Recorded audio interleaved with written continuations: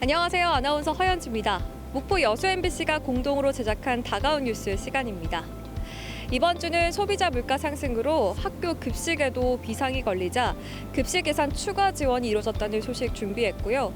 그리고 전라남도가 유치한 농식품 기후변화 대응센터 조성 사업이 예비 타당성 조사를 통과하면서 사업이 본궤도에 올랐다는 소식 준비했습니다. 함께 보시죠.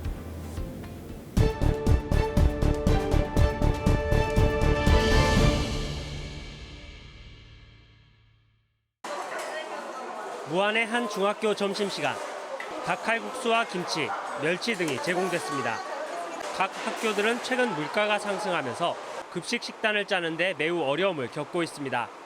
청경채와 절임 배추, 콩기름 등 대부분의 식품비가 가파르게 상승했는데 2배 넘게 오른 품목도 있습니다. 무상급식비 책정비에 대비해서 물가 상승률이 너무 많이 올랐거든요. 그래서 식단 작성하는데 많은 애로사항이 있는데 학교들은 개학 이후 식단 걱정이 많았는데 다행히 이 문제가 해결됐습니다. 물가 상승으로 학교 급식 제공에 차질이 예상되자 전라남도 교육청이 추가 예산 지원에 나섰기 때문입니다. 올해 전남 지역 학생 1명당 무상급식 지원 예산은 평균 2,800여 원. 교육당국은 소비자 물가 상승률을 고려해 농축수산물 특식비 명목으로 234억 원을 지원하기로 했습니다. 그래서 그 식품비에는 우리 도내산 농수축산물을 이용하게 되고요.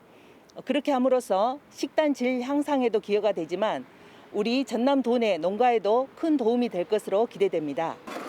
전라남도 교육청은 물가 상승이 계속될 경우 예산을 추가로 확보해 학교 급식에 차질이 없도록 할 계획입니다. MBC 뉴스 박종호입니다. 오늘 새벽 수확한 채소가 로컬푸드 직매장 한가운데를 꽉 채웠습니다. 진열대에 놓인 제품에는 재배 날짜와 농가 연락처가 찍혀 있습니다. 당일 생산, 당일 판매이기 때문에 품질을 믿을 수 있고 장거리 수송과 다단계 유통을 거치지 않다 보니 시중보다 저렴해 이곳을 찾는 소비자가 늘고 있습니다. 또 좀 더 저렴하고 싱싱하고 그래서 와요.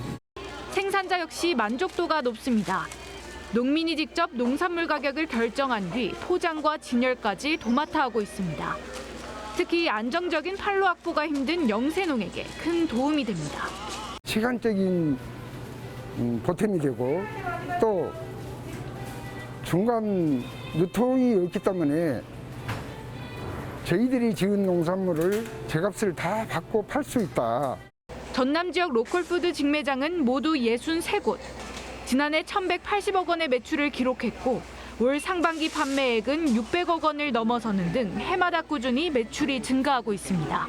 로컬푸드 직매장 자체에서 주기적으로 잔류농약 검사를 하기 때문에 식품 안전에 대해서도 믿고 드실 수 있습니다. 전남도는 로컬푸드 직매장 확대를 위해 설치비와 농가 포장재 등을 지원할 계획입니다. MBC 뉴스 김담입니다.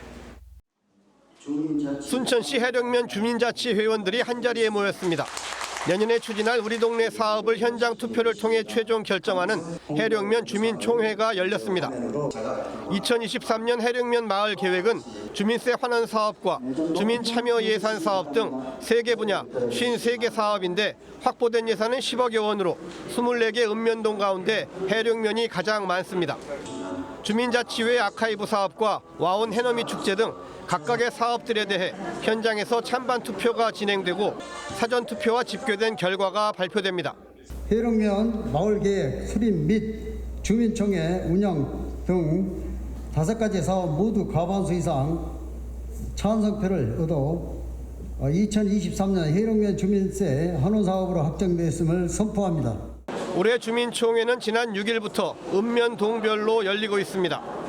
서면에서는 썸머 드림 페스티벌과 맥가이버 봉사단 운영, 왕조 이동은 탄소 줄이기 캠페인과 아파트 놀이터 모래 소독 사업, 풍덕동은 장미터널 사업과 밑반찬 지원 행복 수락관 사업, 월등면에서는 복사골 행복학교 운영과 유튜브 채널 활성화 등이 결정됐고 다음 달 5일까지 특색 있는 마을 계획들이 선정될 예정입니다. 무엇보다 중요한 것은 주민들의 적극적인 참여입니다. 2년째 하니까 주민들이 지금 적극적으로 돕고 있습니다. 이제 내가 필요한 사업을 먼저 선정해서 이거를 주민들이 또 저희들한테 말씀해서 이 사업이 좋다. 그럼 또 저희들이 투표를 통해서 주민들과 함께 또 고민을 하고 하니까 좋은 것 같습니다. 지난해 구성된 마을별 주민자치회를 중심으로 우리 마을 계획을 그리는 주민 주도의 공론회장이 지방자치 실현을 앞당기고 있습니다. MBC 뉴스 최우식입니다.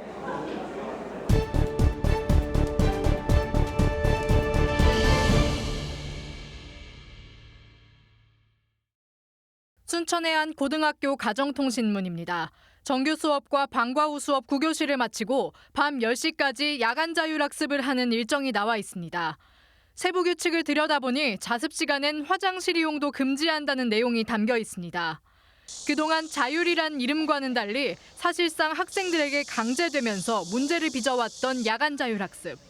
학생들의 선택권을 침해한다는 지적에 따라 전남도교육청은 2017년부터 고교 운영 방침에 학생의 방과 후 자율 선택권을 명시하고 있습니다. 그런데 해당 학교 재학생들이 이번 신학기가 시작되자마자 사실상 야간 자율학습에 강요당했다고 주장하면서 논란이 일고 있습니다. 학원 등의 다른 공부 계획을 제시해도 담임 선생님이 야간 자율학습 참여를 요구하거나 학생의 요청에도 불구하고 학부모의 동의가 있어야만 야자를 빼줬다는 겁니다. 담임 선생님께서 일단 저희 반한테 무조건 한다고 그냥 바로 직접적으로 말씀을 하시고 못하겠다 하는 것도 이제 일절 안 된다고 말씀을 일단 우선하셨어요. 계속적인 요구를 통해 설사 야자를 빼더라도 담임 선생님의 곱지 못한 시선을 받아야만 했다는 이야기도 들립니다. 그 학생한테는 이번 시험에서 성적 떨어지면 넌 무조건 야자를 해야 한다고 하시고 거기 그런 면에서는 압박이라고 느껴졌습니다. 그러나 학교 측은 학습 지도에 불과하다는 입장입니다. 코로나 이후 학생들의 학력이 저하돼 공부 시간을 늘릴 필요가 있다는 판단에 따라 되도록 야자에 참여하도록 설득했을 뿐이라는 겁니다. 조금이라도 더 독려해서 공부시키는 것이 저희들 역할이라고 생각을 해요. 일부 학부모님들께서는 학교에 또 감사하다는 전화도 하시고 해요. 하지만 학력 향상이 야간 자율학습 확대로만 가능한 것인지는 의문이라는 반론도 만만치 않습니다. 무조건 학교에 오래 잡아놓고 학교에서 공부를 시키면 아이들 성적이 올라서 대입 실적이 향상될 수 있다. 이런 좀 잘못된 생각을 많이 가지고 계시는 것 같아요. 순천의 한 고등학교를 중심으로 일고 있는 야간 자율학습 강요 논란. 학생들의 학력 향상과 자율성을 함께 추구할 방안을 논의해야 한다는 목소리가 커지고 있습니다. MBC 뉴스 강서영입니다. 2년 전 5억 원을 들여 조성한 목포 대양산단 미세먼지 차단 숲은 방치 속에 칡덩굴로 뒤범벅돼 있습니다. 그런데도 산림청에 2022년 미세먼지 차단 숲 사업에 또 선정돼 인근에서 20억 원짜리 숲 조성 사업이 추진됩니다. 산림청에서 주 역전 사업으로 추진하다 보니까 사업비 부분도 조금 크고. 목포시 미세먼지 차단 숲은 2020년 대양산단과 오감수변공원, 2021년 오감수변공원, 2022년 대양산단 등 두 곳에서만 번갈아 가며 추진되고 있습니다. 미세먼지 차단 숲 조성 예산으로 목포시가 공원 조경을 하는데 신경 썼다고 인정했던 오감수변공원이 2023년 후보지로 또 낙점됐습니다. 23년에는 이제 오감 지역, 오감 수변고 장려 지역이 있습니다. 그 부분 일부가 좀 남아 있고요.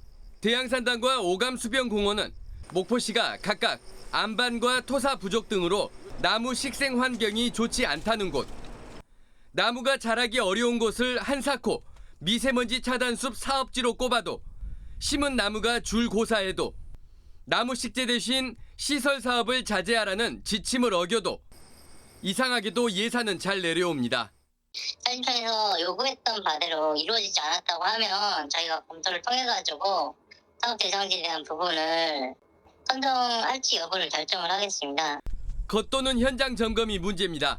매년 시군 숲 사업지를 취합해 산림청에 신청하는 전라남도는 서류 중심의 관리만 할 뿐이고 이제 산림청에서 예산을 많이 받기 위해서 저희는 이제 많은 노력을 하고 있고요. 이제 정기적이지는 않지만 점검도 나가고 하거든요.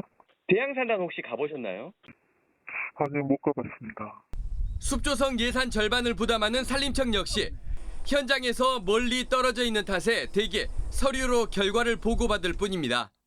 모든 대상지를 전부 다 검토를 하지는 못하고요. 네. 저희가 사업 결과 보고서를 보고 실제 수량이 부족하거나 하는 경우에는 보완하도록 지시를 하거든요. 목적이 전혀 안 맞는 사업이 됐다고 하면 저희가 예산 회수를 해야겠죠.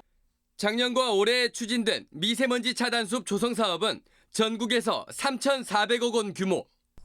이 가운데 720억 원으로 전국에서 가장 넓은 미세먼지 차단숲 사업지를 갖고 있다고 전라남도는 자랑하지만 현장 관리 역량은 사실상 낙제점입니다.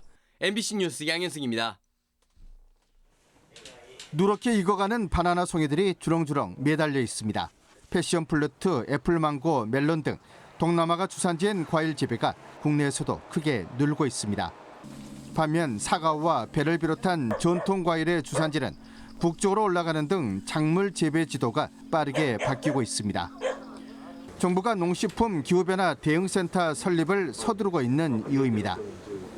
전남이 기후변화 대응의 중심지로 도약하는 첫걸음을 내딛었습니다.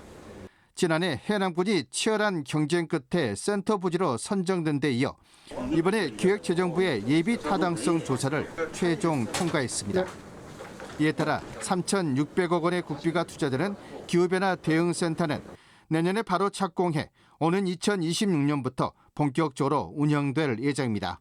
금년도에 이제 설계 기초조사 들어가고요. 내년부터 본격적으로 해서 2025년까지 완공해서 2026년부터는 본격적으로 운영할 계획을 가지고 있습니다.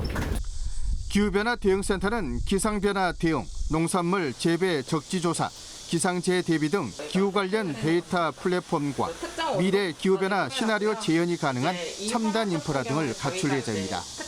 기후변화 대응을 위한 명실상부한 컨트롤 타워 역할을 하게 됩니다. 농촌경제연구원은 기후변화 대응센터 유치로 생산 유발 효과가 8,700억 원, 취업 유발 효과가 1,400여 명에 달할 것으로 예측했습니다. 아열대 작물로 뭔가 키울 수 있는 그런 것도 실증을 해봄으로써 자기가 이제 원하는 작목을 내가 어떤 걸 선택을 해서 키워야 될지 재배해야 될지 이런 부분에 대해서 전남에는 해남 기후변화 대응센터와 장성 아열대 작물 실증센터 유치에 이어 고흥 아열대 중심 스마트팜 혁신밸리가 조성되고 있습니다. 농도인 전남도가 이 같은 대형 국책사업 유치를 통해 기후변화 대응 농업 선진국으로 도약하는 출발점이 될 것이란 포부를 밝히고 있습니다. MBC 뉴스 문현철입니다.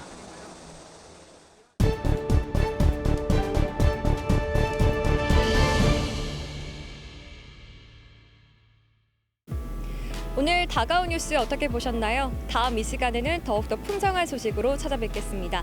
많은 관심 바랍니다. 고맙습니다.